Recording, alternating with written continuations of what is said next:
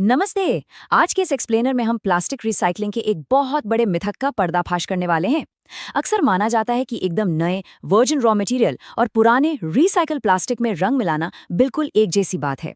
लेकिन सच तो ये है कि ये सोच कंटैमिनेशन और डिग्रेडेशन की साइंस को पूरी तरह इग्नोर कर देती है। रिसाइकल प्लास्टिक के साथ काम करना सिर्फ अलग अलग रंगों को मिलाना नहीं है, बल्कि ये एक बहुत ही कॉम्प्लेक्स साइंस है। आज हम इसी विज्ञान की गहराई में उतरने वाले हैं, तो चलिए शुरू करते हैं। आज हम बिल्कुल एक इंडस्ट्रियल डिटेक्टिव की तरह काम करेंगे।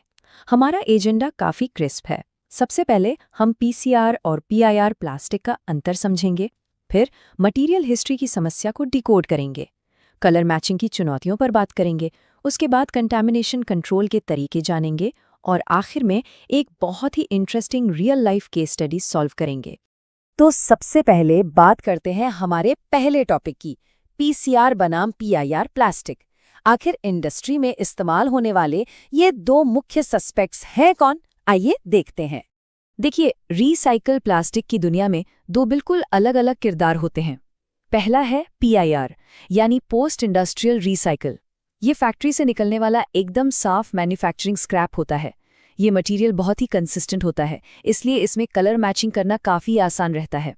लेकिन असली सिरदर्द है हमारा दूसरा किरदार, पीसीआर, यानी पोस्ट कंज्यूमर रिसाइकल।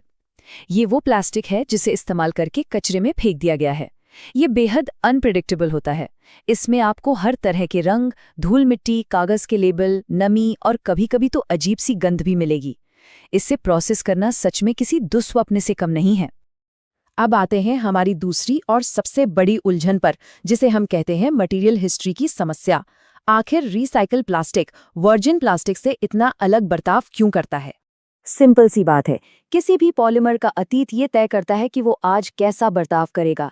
जब हम कोई वर्जिन प्लास्टिक लेते हैं तो वह पहली बार प्रोसेस हो रहा होता है, लेकिन रिसाइकल प्लास्टिक पहले भी कई बार हीटिंग और कूलिंग की साइकिल से गुजर चुका होता है। इस वजह से उसकी पूरी अंदरूनी बनावट और फिजिकल प्रॉपर्टीज बदल जाती हैं। इसीलिए अगर हम वर्जिन प्लास्टिक वाला फॉर्मूला यहाँ लगाएंगे तो हमें बिल्कुल गलत परिणाम मिलेंगे। तो इस हिस्ट्री के कारण मटेरियल में आखिर बदलाव क्या आते हैं? बहुत गहरे बदलाव। कलर मैचिंग तो दूर की बात है, शुरुआत में ही मटेरियल का मेल्ट फ्लो पूरी तरह गड़बड़ा जाता है। बार बार हीट होने से पॉलीमर का अपना बेस कलर पीला पड़ने लगता है। उसकी ओवरऑल स्ट्रेंथ यानी मजबूती कम हो जाती है और वो वातावरण से अनचाही नमी सोख लेता है। ये सारी कमियां पिगमेंट के साथ मिलकर आगे चलकर बहुत बड़ी समस्या खड़ी कर देती हैं। चलिए अब बात करते हैं कोर कलर मैचिंग की चुनौतियों की। जब मटेरियल अंदर से इतना डिग्रेड हो चुका है तो उसे रंगना कितना मुश्किल होगा, आइए समझते हैं। सच कहें तो ये काम किसी जंग से कम नहीं है। कलर मैचिंग सिर्फ रंग मिलाने का काम नहीं है, बल्कि ये पहले से मौजूद समस्याओं के खिलाफ एक फाइट है। सोचिए, हमारा बेस कलर पहले से ही ग्रे या पीला हो चुका है, तो जाहिर है कि नया रंग डालने पर फाइनल शेड बदल ही जाएगा। और तो और, एक ही बैच के अंदर कभी कभी नीले, लाल, हरे और काले रंग के छोटे छोटे टुकड़े मिक्स होकर आ जाते हैं। सबसे बड़ी बात, पुराने पिगमेंट का असर कभी पूरी तरह खत्म नहीं होता। उसका अंडरटोन नए रंग को भी अपनी तरफ खींच लेता है। इन्हीं बाधाओं को पार करने के लिए इंडस्ट्री में एक बहुत ही सख्त प्रोटोकॉल फॉलो किया जाता है। सबसे पहले बेस मटेरियल की बहुत बारीकी से जांच की जाती है। सीधे प्रोडक्शन में जाने के बजाय ट्रायल मोल्डिंग करके देखा जाता है। और यहाँ का गोल्डन रूल यही है कि वर्जिन प्लास्टिक वाले पुराने फॉर्मूले को आंख बंद करके कॉपी मत कीजिए। इस नए और चुनौती भरे मटेरियल के लिए आपको एक बिल्कुल नया फॉर्मूला बनाना ही पड़ेगा। कलर मैचिंग की बात तो हो गई। अब फोकस करते हैं उन साइलेंट किलर्स पर जो रिसाइकल प्लास्टिक को अंदर से खोखला कर देते हैं। हम बात कर रहे हैं छिपी हुई कंटामिनेशन की। ये नॉन पॉलीमर कंटैमिनेंट्स किसी भी प्रोडक्ट की सुंदरता और उसकी ताकत दोनों को पूरी तरह नष्ट कर सकते हैं। अगर प्लास्टिक में धातु के बारीक कण रह जाएं, तो फाइनल प्रोडक्ट पर काले धब्बे यानी ब्लैक स्पेक्स आ जाते हैं। कागज या लकड़ी के लेबल सतह को खुरदुरा और खराब कर देते हैं। और अगर गलती से रबर या कोई दूसरा पॉलीमर मिल जाए तो प्रोडक्ट की मैकेनिकल प्रॉपर्टीज इतनी कमजोर हो जाती हैं कि रंग में भी भारी असंगति दिखने लगती है। तो इंडस्ट्री इस गंदगी और कमजोरी का मुकाबला कैसे करती है? इसके लिए मैकेनिकल और केमिकल दोनों हथियारों का एक साथ इस्तेमाल होता है। बाहरी गंदगी हटाने के लिए वॉशिंग और मेटल सेपरेटर्स काम आते हैं। जब प्लास्टिक पिघलता है तो मेल्ट फिल्ट्रेशन और ऑप्टिकल सॉर्टिंग अनचाहे कणों को रोक लेते हैं। वहीं दूसरी तरफ पॉलीमर की टूटी हुई चेन और स्ट्रक्चर को वापस मजबूत करने के लिए एंटीऑक्सीडेंट्स, चेन एक्सटेंडर्स और इम्पैक्ट मॉडिफायर्स जैसे केमिकल्स मिलाए जाते हैं। और अब हमारी इंडस्ट्रियल डिटेक्टिव स्टोरी का क्लाइमैक्स। चलिए इन सारे कॉन्सेप्ट्स को एक असली मैन्युफैक्चरिंग वातावरण में टेस्ट करके देखते हैं। हमारे पास एक बहुत ही दिलचस्प केस स्टडी है। एक बार कस्टमर की बड़ी अजीब सी शिकायत आई, काली बाल्टी टूट रही है। अब पहली नज़र में ऐसा लगता है कि शायद कलर में कोई दिक्कत होगी, लेकिन जब इस शिकायत की जांच शुरू हुई तो पता चला कि कलर फॉर्मूला तो बिल्कुल सटीक था, पिगमेंट में कहीं कोई भी खामी नहीं थी। तो फिर गड़बड़ कहाँ हुई? फोरेंसिक जांच ने असली मुजरिम का पर्दाफाश कर दिया। जब कलर फॉर्मूला सही निकला तो टीम ने मूल कारण की गहराई से जांच की। पता चला कि जो पीसीआर मटेरियल इस्तेमाल हुआ था उसमें कंटैमिनेशन और डिग्रेडेशन बहुत ही ज्यादा था, जिसकी वजह से बाल्टी की प्लास्टिक अंदर से कमजोर हो गई थी। समाधान के तौर पर बेहतर सॉर्टिंग की गई, मटेरियल ब्लेंडिंग सुधारी गई और एक ज्यादा मजबूत स्टेबलाइजर पैकेज का इस्तेमाल किया गया। इससे एक बात साबित हो गई कि फेलियर की वजह पिगमेंटेशन नहीं बल्कि मटेरियल साइंस थी। तो इस केस स्टडी से एक बहुत ही इंपॉर्टेंट सवाल सामने आता है। जब भी कोई नया रिसाइकल मटेरियल आता है तो एक प्रोफेशनल R&D इंजीनियर सबसे पहले क्या पूछता है? अगर मेल्ट फ्लो इंडेक्स या नमी के टेस्ट को इग्नोर कर दिया जाए तो प्रोडक्ट का फेल होना बिल्कुल तय है।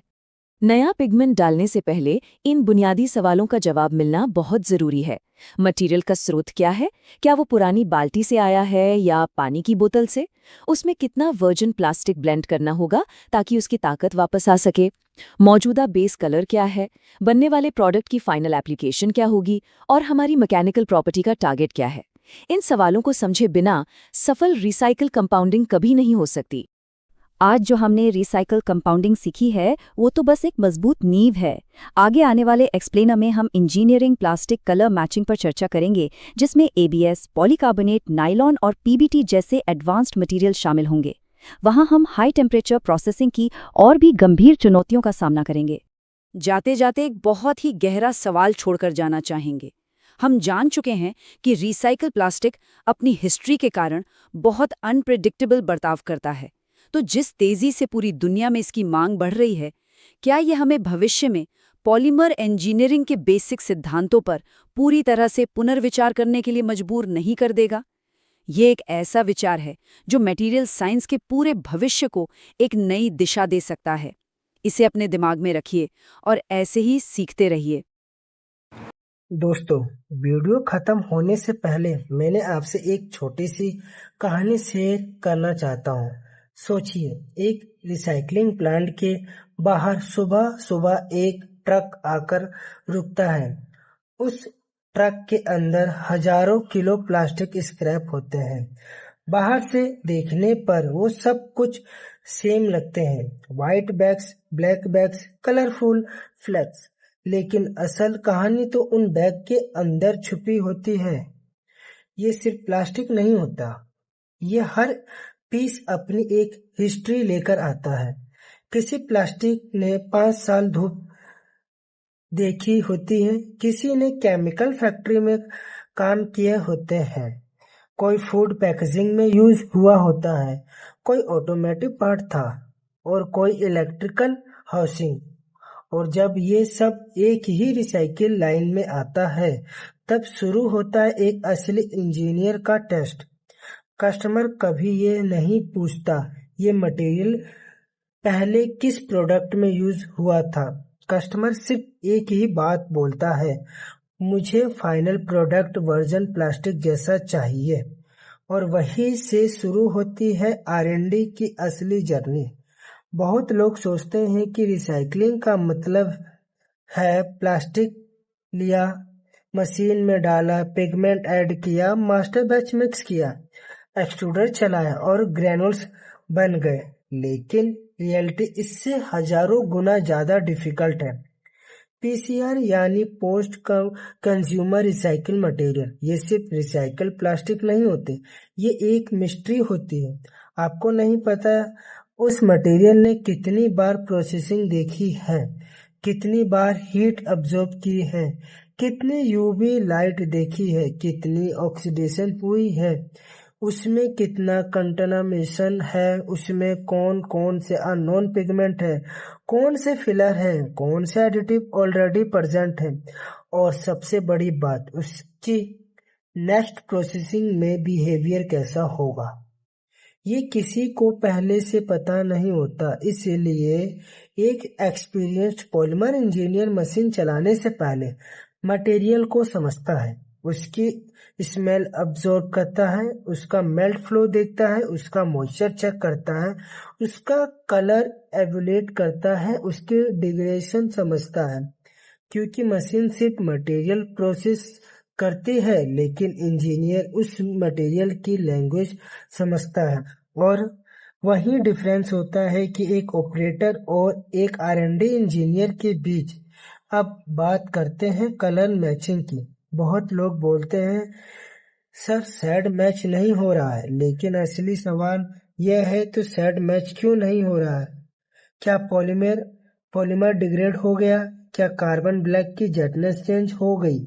क्या टाइटेनियम डाइऑक्साइड की हीटिंग पावर अलग है? क्या प्रीवियस कलर कंटामिनेशन है? क्या रेजिडेंस टाइम ज्यादा है? क्या प्रोसेसिंग टेम्परेचर हाई था? क्या पिगमेंट डिस्पर्सन पुअर है? या फिर मटेरियल की हिस्ट्री ही चेंज हो चुकी है? देखा, कलर सिर्फ कलर नहीं होता, उसके पीछे कंप्लीट साइंस होती है। और जो इंजीनियर इस साइंस को समझ लेता है, उसके लिए कलर मैचिंग गैसिंग गेम नहीं रहता, वो लॉजिकल डिसीजन बन जाता है। और इसी वजह से इंडस्ट्री में एक्सपीरियंस कंपाउंडर्स की वैल्यू इतनी हाई होती है। वो सिर्फ फॉर्मूला कॉपी नहीं करते, वो मटेरियल को रीड करते हैं। हर फील्ड ट्रायल उनके लिए एक नई लर्निंग होती है। हर रिजेक्ट बैच उन्हें कुछ नया सिखाता है। हर कस्टमर कंप्लेंट उनके एक्सपीरियंस को और स्ट्रॉन्ग बनाती है। और धीरे धीरे वही इंजीनियर एक ऐसा फॉर्मुलेशन डेवलप करता है जिससे देखकर कस्टमर बोलता है, मुझे यकीन ही नहीं हो रहा है कि रिसाइकिल प्लास्टिक से बना है। और बिलीव कीजिए, उस एक सेंटेंस के पीछे कभी कभी महीनों की मेहनत होती है। हंड्रेड्स ऑफ लैब ट्रायल होते हैं, डोजनों ऑफ फेल्ड फॉर्मुलेशन होते हैं, और काउंटलेस स्लीपलेस नाइट्स होती है। इसलिए मैं हमेशा कहता हूँ, पॉलीमर इंजीनियरिंग सिर्फ एक जॉब नहीं है, ये प्रॉब्लम सॉल्विंग का प्रोफेशन है।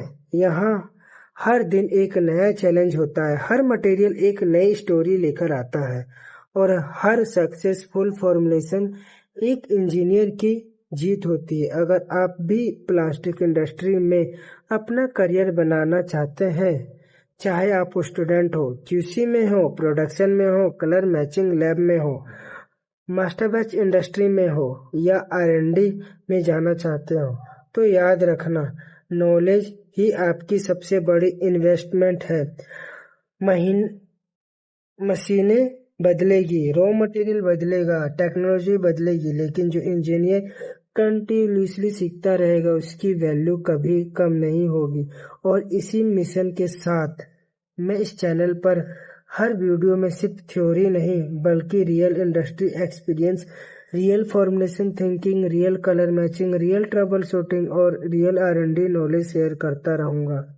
अगर आज के वीडियो से आपने एक भी नई चीज सीखी है, तो इस वीडियो की लाइक जरूर कीजिए, अपने इंडस्ट्री फ्रेंड्स के साथ शेयर कीजिए, और चैनल को सब्सक्राइब करके बेल आइकन जरूर प्रेस कीजिए। क्योंकि हमारा गोल सिर्फ वीडियो बनाना नहीं है, हमारा गोल है इंडिया की प्लास्टिक इंडस्ट्री के लिए स्किल्ड इंजीनियर तैयार करना। और याद रखिए, प्लास्टिक कभी झूठ नहीं बोलता, मटेरियल हमेशा अपनी कहानी बताता है। बस जरूरत होती है एक ऐसे इंजीनियर की जो उस कहानी को समझ सके।